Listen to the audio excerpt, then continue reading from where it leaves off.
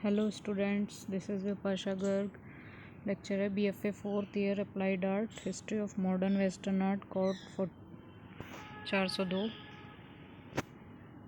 Next हमारा है artist. ये इम्प्रेशनिज्म का आर्टिस्ट है Edward Manet. Modernism and impressionism मैंने आपको समझा दिए हैं। ये इम्प्रेशनिज्म में पहला आर्टिस्ट है अब एडवर्ड मानिट। बॉर्न है इनका 23 जनवरी 1832 पेरिस, फ्रांस। मृत्यु है 13 अप्रैल 1883 पेरिस, फ्रांस। ठीक है।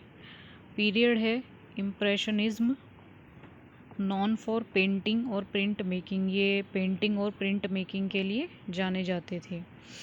स्पॉस इनका सुजैन मैनेट। इनकी जो वाइफ थी उनका नाम था सुजैन मैनेट। माने एक फ्रांसीसी आधुनिकतावादी चित्रकार था। मतलब ये फ्रांसीसी चित्रकार थे। वह आधुनिक जीवन को चित्रित करने वाले पहले 19वीं सदी के कलाकारों में से एक थे। मतलब जिन्होंने आधुनिक जीवन को चित्रित किया था, तो उसके ये पहले आधुनिक कलाकार थे 19वीं सदी के। और ये फ्रांसीसी चित्रकार थे और यथार्थवाद से प्रभाववाद के संक्रमण में एक महत्वपूर्ण व्यक्ति थे। ठीक है। मतलब यथार्थवाद और प्रभाववाद, ये वाद हैं दोनों, इसके संक्रमण से एक महत्वपूर्ण व्यक्ति थे। उनके पिता अगस्टे मानेट एक फ्रांसीसी न्यायाधीश थे। मतलब इनका जो फैमिली बैकग्राउंड था वो अच्छी रिच फैमिली से था। और इनके जो फादर थे वो न्यायाधीश थे, जो उम्मीद करते थे कि में कैरियर बनाने के लिए एडवर्ड की ज़रूरत होगी। उनके चाचा एडमंड फोर्नियर ने उन्हें पेंटिंग बनाने के लिए प्रोत्साहित किया। मतलब उनके फादर जो थे वो नहीं चाहते थे वो पेंटिंग फील्ड में जाएं, और उनके चाचा उनको प्रोत्साहित करते थे इसके लिए। 1841 में उन्होंने माध्यमिक विद्यालय कॉलेज रोलिन में दाखिला लिया।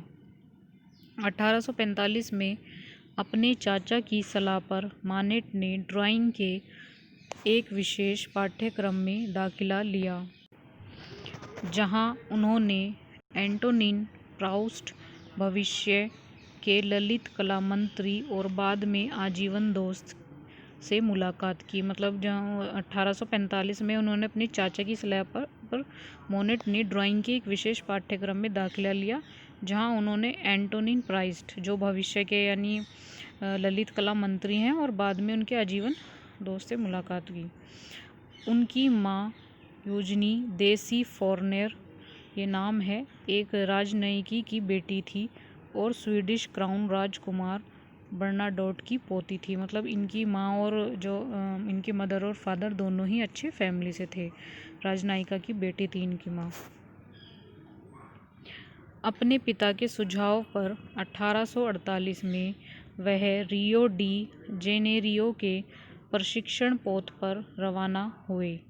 मतलब अपने पिता के सुझाव पर ये 1848 में रियो डी जेनेरियो के प्रशिक्षण पोत पर वहाँ पर रवाना हुए, जहाँ 2 बार नौसेना में शामिल होने के लिए परीक्षा में असफल होने के बाद, मतलब इन्होंने नौसेना में ये शामिल हुए थे सिर्फ अपने फादर के लिए, और वहाँ पे वे परीक्षा में असफल भी हुए।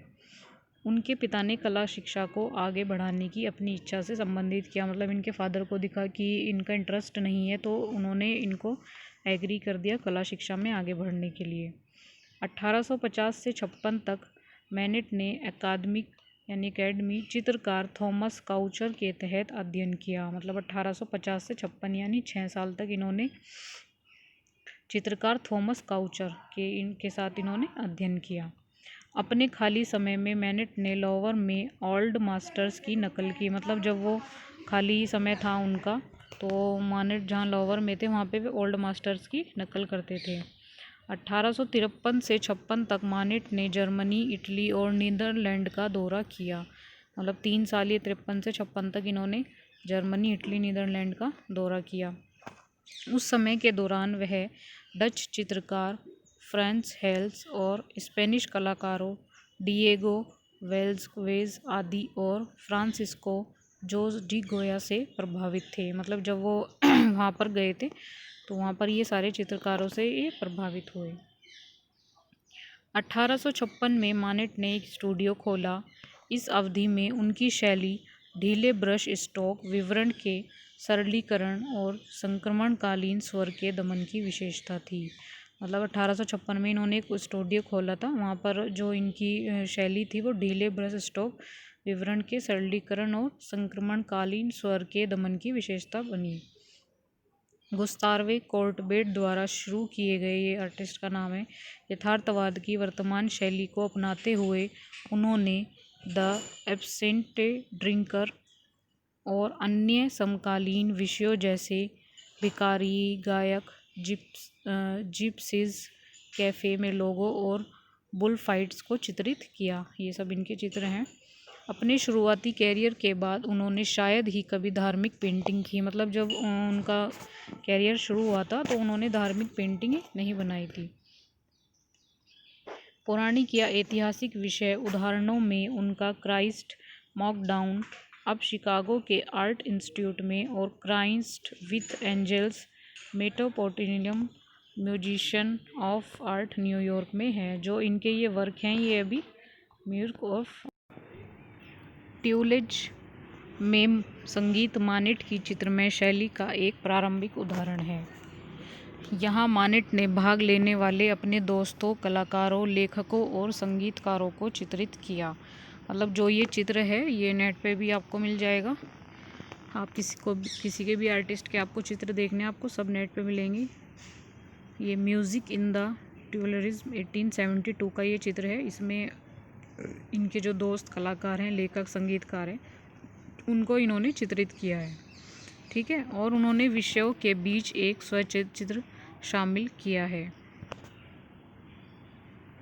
मानेट, जिसने स्वयं को प्राचीन कला सिद्धांतों से अलग किया, वह जीवन के सौंदर्य को बिल्कुल नवीन रूप में देखा और कला को एक नई दिशा की ओर मोड़ दिया। मतलब माने के एक ऐसे आर्टिस्ट थे जिसने अपने आप को मतलब प्राचीन कला सिद्धांतों से अलग किया। यानी जो पुराने कला सिद्धांत थे उनसे उन्होंने खुद को अलग किया और जीवन के सौंदर्य को बिल्कुल नवीन रूप से देखा था उन्होंने और कला को एक नई दिशा दी। पहला कलाकार हुआ जिसने एक ही दृश्य को विभिन्न रूपों में अंकित करने का प्रयास किया। मतलब ये एक पहले ऐसे कलाकार थे जो मतलब जितने भी दृश्य हों तो एक ही दृश्य को ये अलग रूपों में अंकित करने का प्रयास करते थे। ये मतलब कोई भी एक दृश्य है जैसे उसको अलग अलग रूपों में इन्होंने अंकित किया था। यहाँ तक कि एक ही दिन के घंटे के प्रभाव को अनेक रंगों में दिखाया। यानी कि जो जैसे एक घंटा होता है उसको भी इन्होंने अलग अलग रंगों में दिखाया था। जैसे एक ही दृश्य को साफ वातावरण या बादलों के साथ धूप या छाया आदि में बनाया। इन्हीं प्रयासों को सफल करने के लिए उसने एक ही दृश्य की चित्रमाला तैयार की। मतलब जो भी उन्होंने प्रयास किए थे उनको सफल करने के लिए उन्होंने एक ही दृश्य की चित्रमाला तैयार की थी। इससे पहले किसी भी कलाकार ने इस प्रकार की विभिन्न स्थितियों को चित्रित नहीं किया था। मतलब मानेट ही एक पहले ऐसे कलाकार थे। बाकी जो भी कलाकार हुए उन्होंने किसी ने भी इस तरह का प्रयास नहीं किया। मोनेट मानता था कि जो कुछ प्रथम दृष्टि में दिखाई दे उसे तुरंत वैसा ही चित्र में अंकित कर दिया जाए। मतलब जो भी वो पहली बार देखते थे तो वो कहते थे कि जो भी आप पहली बार में देख रहे हो उसको तुरंत वैसा ही चित्र में अंकित कर दो। मानेट केवल उन प्रकार के परिपूर्ण रंगों से संबंध स्थापित करना चाहता था जो वस्तु से छूकर परिपूर्ण रेटिना पर पड़ती है। मतलब मानेट जो है वो उन रंगों से अपना संबंध स्थापित करना चाहते थे जो मतलब वस्तु से छूकर परिपूर्ण एकदम रेटिना पर पड़ते हैं और उसी के द्वारा मस्तिष्क को चेतना प्राप्त होती है। क्योंकि रेटिना पर जब हमारा पड़ता है उसकी वस्तु को, किसी भी वस्तु को छूकर जब हमारे रेटिना पर प्रकाश पड़ता है तो उसी से हमें मस्तिष्क को चेतना मिलती है। 1880 तक मानेट ने अपने चित्रों में दृश्य के स्वतंत्र प्रभावों को चित्रित किया। माने की रंगांकन पद्धति में एक नवीनता थी कि वह रंगों के हल्के व गहरे रंगों के क्षेत्रों को स्पष्टता से पृथक अंकित करते। हल्की क्षेत्र को क्रमशः गहरी क्षेत्र में परिवर्तित करने की परंपरागत पद्धति को उन्होंने तोड़ दिया। वस्तुओं व मानव शरीरों के छाया के क्षेत्रों को छोटा करके उन्होंने चित्र के समतल प्रभाव को बढ़ाया। मतलब वस्तु और जो मानव शरीर होता था उनके छाया के क्षेत्र को उन्होंने छोटा कर दिया और चित्र का जो समतल प्रभाव था उसको बढ़ा दिया। ओलंपिया देवता के चित्रण के लिए उन्होंने किसी स्त्री को मॉडल के रूप में बिठाया। ये ओलंपिया चित्र का नाम है। तथा तृण पर भोजन में अपने मित्र व एक स्त्री मॉडल को देखकर मानवाकृतियाँ चित्रित की। आज के टॉपिक में इतना ही है, इसके आगे का नेक्स्ट वीडियो में।